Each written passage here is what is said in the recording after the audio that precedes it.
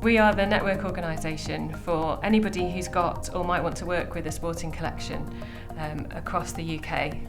We are there to help people protect, provide access to, look after, share and celebrate their collections in whatever way that might be. So we work with lots of different organisations, from grassroots sports clubs, community groups, museums, archives, lots of different organisations that might want to look after those collections, already have them, and not be sure how to best protect them and share and celebrate them.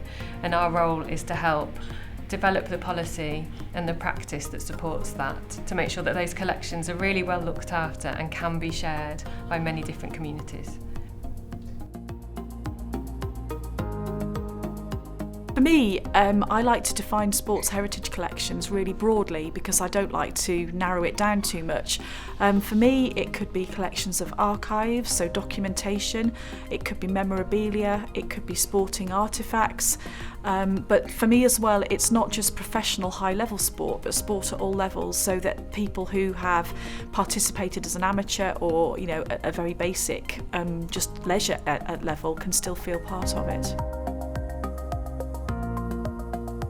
I'm really interested in sports heritage because I think there are lots of people out there who like sport on some level and whose lives have been influenced by sport, whether that's playing it or watching it or living in a community that has got a big football team or a rugby team. I think it's really important because I think engaging in sporting heritage can be really beneficial to people and people's lives, and I think that's often overlooked when it comes to bigger museums and the things that they do and the collections that they use, just how amazing and engaging sports collections can be to people that aren't typically museum audiences.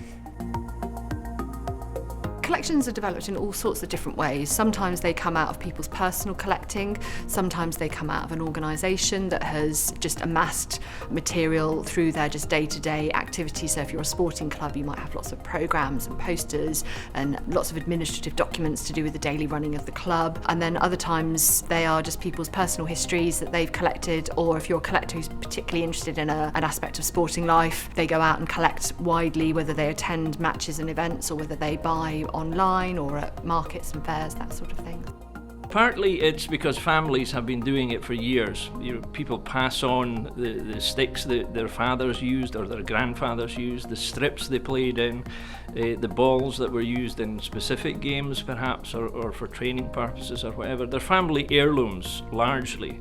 Some clubs have been better at preserving their own history than others, but largely it's down to families and individuals. Now, people become very possessive of these artifacts. They become part of the family.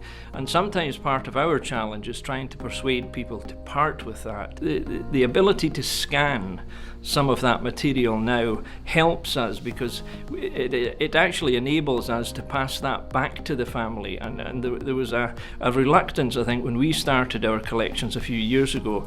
People didn't want to part with the original documents, and you can understand that. It's perfectly understandable. So what we do now is we set up a system where we go round various areas, and you can have things like a scanning day where clubs can bring the stuff in, we scan them, we give them the originals back, and then the people who own the material actually know it's safe.